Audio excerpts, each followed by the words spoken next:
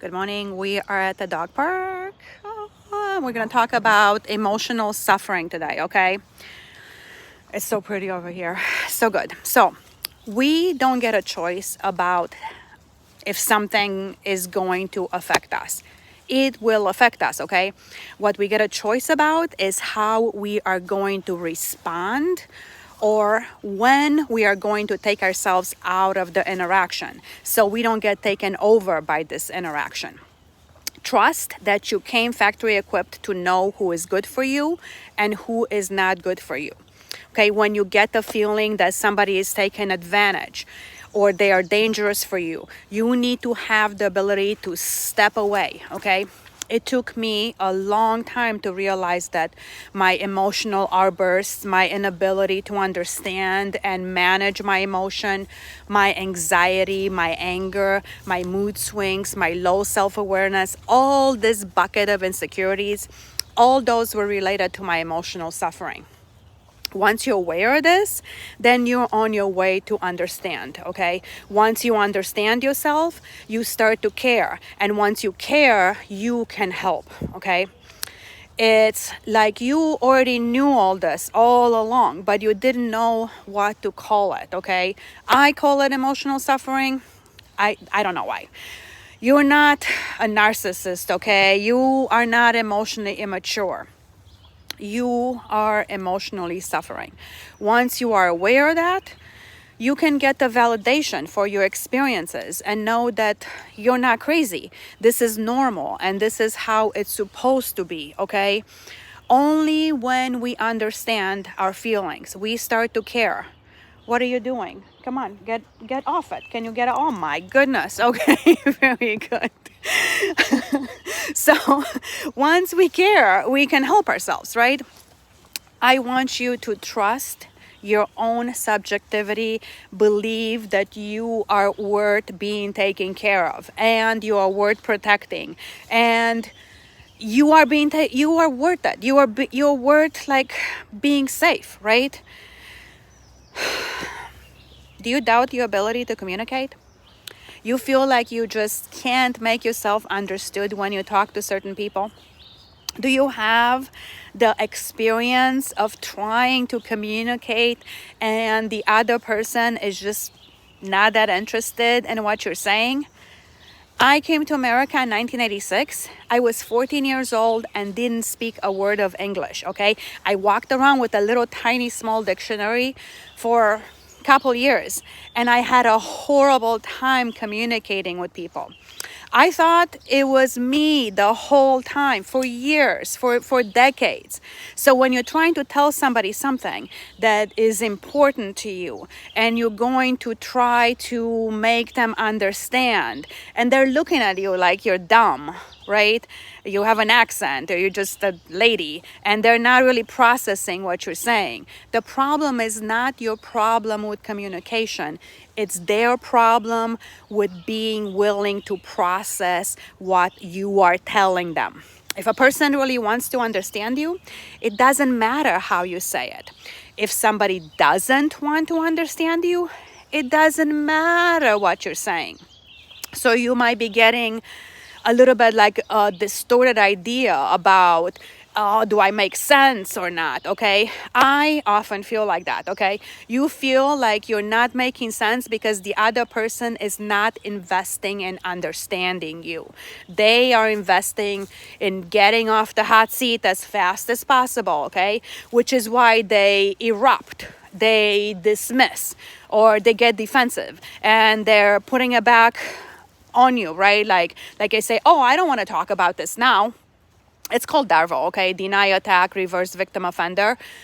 And we'll unpack that one in another video. But for now, just know that DARVO trains you to walk on eggshells and use like a different time, like a different kind of voice. Oh, and you worry that this is the right time that I'm gonna talk to her, if she's in the right mood.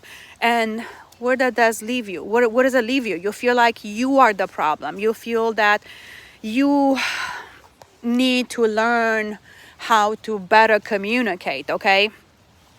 You think you need skills, but that's not the problem. If somebody wants to understand you, they will be trying to understand you, okay?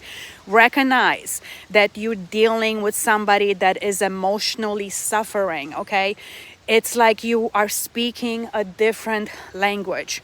If you're trying to communicate with somebody and out of the sudden their mood shifts, okay, they turn hostile, or their facial expressions look blank and rejecting, then you get brain scramble because it's not matching what you expected to see.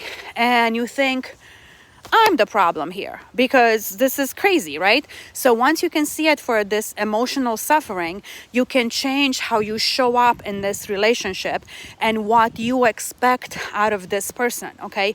Please don't be one of those people that come up with this delusion that you'll get what you need from this crazy person, okay? It's called a healing fantasy, and it goes like this. It's the idea that this person will change and will develop empathy and will stop distorting and dismissing this reality that they don't like, okay? And they are gonna start listening to your feelings, and you're gonna share your emotions. Listen, the other person doesn't even know what they're doing and what kind of impact this is having on you, okay? The more work you do on yourself, the more you realize that it's not about being 100% all the time, okay? 2 steps forward, 1 step back, okay?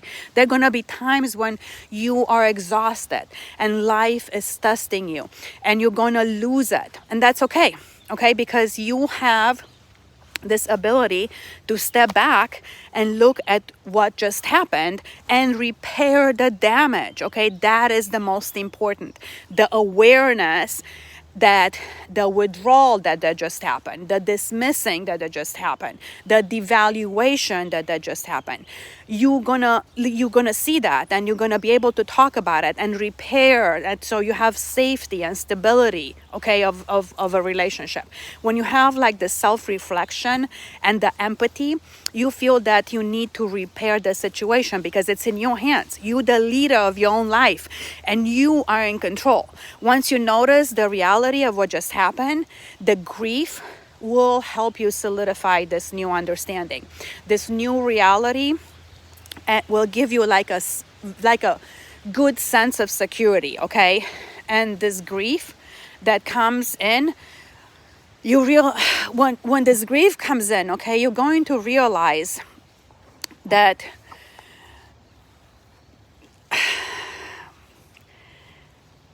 you're gonna realize what it did to you, okay, and how impossible it is, or it was, for you to see why this was happening, other than to blame yourself, okay? This little kid that you were was stuck in this situation. None of us want to see something bad happening to us, okay? It's amazing how one of the predominant reactions to trauma is shame, okay? If this bad thing happened to me, it means that I am bad. That's what it is. It's just the human condition. When you feel the grief, you are going to acknowledge the shame, the pain, all those things, okay? We really need to lower our expectations and don't explain any further, okay? When you feel like you're not seen, not heard, not valued, just detach, detach, detach. That is the mantra. Detach, detach, detach. Don't waste any time. Don't waste any energy with idiots, okay? Being right is the poor man dopamine, and you don't care about being right, okay? You care about being happy. All right, that's enough for today. Don't lie, don't cheat, don't steal, don't kill. Don't kill any insects today. Mwah, mwah, mwah. This is my view. Look how pretty it is. I love it. Mwah.